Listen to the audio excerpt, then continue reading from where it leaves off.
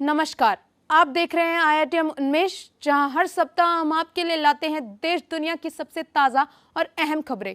मैं मीनाक्षी रोहतान और आज के हमारे इस विशेष साप्ताहिक बुलेटिन में हम आपके लिए लाए हैं राष्ट्रीय, अंतर्राष्ट्रीय, व्यापार, खेल और एंटरटेनमेंट जगत से जुड़ी खास खबरें। तो आइए शुरुआत करते हैं आज की खबरों से।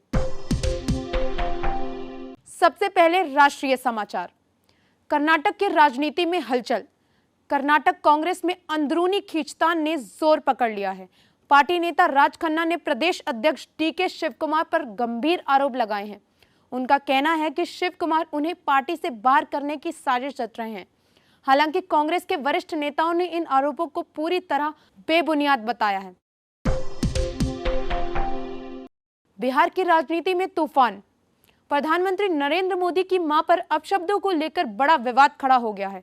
पीएम मोदी ने विपक्ष पर निशाना साधते हुए कहा कि बिहार की जनता चुनाव में इसका जवाब देगी। इसी बीच बीजेपी ने 4 सितंबर को सुबह 7 बजे से दोपहर 12 बजे तक बिहार बंद का ऐलान किया है। अब खबरें अंतर्राष्ट्रीय जगत से। अमेरिकी सेना का हमला, वेनेजुएला की ड्रग्स नाव पर 11 ढेर। अमेरिका के पूर्व राष्ट्रपति डोनाल्ड ट्रंप ने मंगलवार को बड़ा दावा किया। उन्होंने कहा कि अमेरिकी सेना ने अंतर्राष्ट्रीय जल क्षेत्र में वेनेजुएला से आ रही एक नाव को निशाना बनाया, जिसमें अवैध मादक पदार्थ ले जाए जा रहे थे। ट्रंप के मुताबिक इस कार्रवाई में 11 लोगों की मौत हुई, जो कुख्यात कार्टेल ट्रेन डी अरागुआ से जुड़े हुए थे। चीन की सैन्य परेड में पुतिन, किम संग 26 देशों के नेता शामिल। बीजिंग में द्वितीय विश्व युद्ध की समाप्ति की 80वीं वर्षगांठ पर भव्य सैन्य परेड हुई। इसमें 26 देशों के नेता चीनी राष्ट्रपति शी जिनपिंग के साथ शामिल हुए। रूस के राष्ट्रपति व्लादिमीर पुतिन और उत्तर कोरिया के किम जोंग उन भी मौजूद रहे। पर्यवेक्षकों का मानना है कि यह प्रदर्शन अमेरिका के खिलाफ एकजुटता का संदेश था। अब रुख करते हैं व्यापार जगत की खबरों की ओर। अमेरिकी ट्रेडिंग फर्म जेन स्ट्रीट ने सेबी के खिलाफ दायर किया केस। अमेरिकी ट्रेडिंग कंपनी जेन स्ट्रीट ने सेबी पर आरोप लगाया है कि उसने बाजार हेरफेर केस में जरूरी डेटा नहीं दिया। जुलाई में सेबी ने जेन स्ट्रीट को डेरिवेटिव्स में कथित हेरफेर के लिए बाजार से प्रतिबंधित किया था। नेटवेब टेक्नोलॉजीज के शेयर 10% उछले।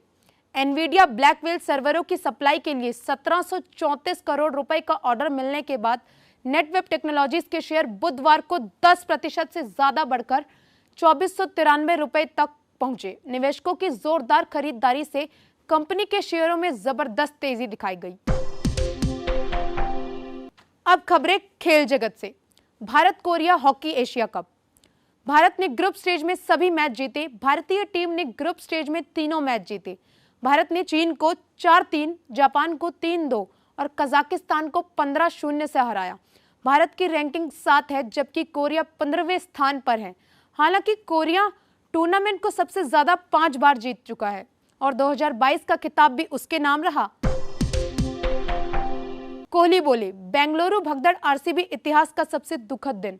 विराट कोहली ने 4 जून को चिन्नास्वामी स्टेडियम के बाहर विक्ट्री परेड में हुई भगदड़ को RCB के इतिहास का सबसे दुखद दिन बताया। उन्होंने कहा कि यह खुशी का पल त्रासदी में बदल गया। कोहली ने दिवंगतों के परिवारों और घायलों के लिए प्रार्थना करते हुए कहा कि अब हमें आगे सावधानी और जिम्मेदारी के साथ बढ़ना होगा। और अब आखिर में बात करते हैं मनोरंजन की, जहां से जुड़ी हैं ये ताजा खबरें। लोका चैप्टर 1 के एक डायलॉग को लेकर हुआ विवाद। दुलकर सलमान की कंपनी ने मांगी माफी। मलयालम फिल्म लोका चैप्टर 1 चंद्रा के निर्माताओं ने कर्नाटक के लोगों से माफी मांगी है। फिल्म पर बेंगलुरु को पार्टियों और ड्रग्स के अड्डा दिखाना और डायलॉग में बेंगलुरु की लड़कियों का अपमान करने का आरोप लगा है, जिससे दर्शकों और कार्यकर्ताओं में आक्रोश फैल गया। अनुराग कश्यप की निशांची का ट्रेलर रिलीज, ऐश्वर्या ठाकरे का डेब्यू। अनुराग कश्यप की नई फिल्म निशांची का ट्रेलर रिलीज हो गया है। फिल्म से बाला साहेब ठाकरे के पोते ऐश्वर्या ठाकरे डेब्यू कर रहे हैं। मोनिका पवार और वेदिता पिंटू भी अहम भूमिकाओं में हैं। देसी एक्शन और इमोशन से भरपूर यह ट्रेलर दर्शकों को यूपी की गलियों के माहौल में ले जाता है। तो यह था इस सप्ताह का IITM उन्मेष साप्ताहिक बुलेटिन। अगले सप्ताह हम फिर मिलेंगे देश दुनिया की खबरों के साथ। तब तक के लिए मैं मीनाक्षी रोहतान और मेरी पूरी टीम को दीजिए इजाजत। सुरक्षित रहें, स्वस्थ रहें, नमस्कार।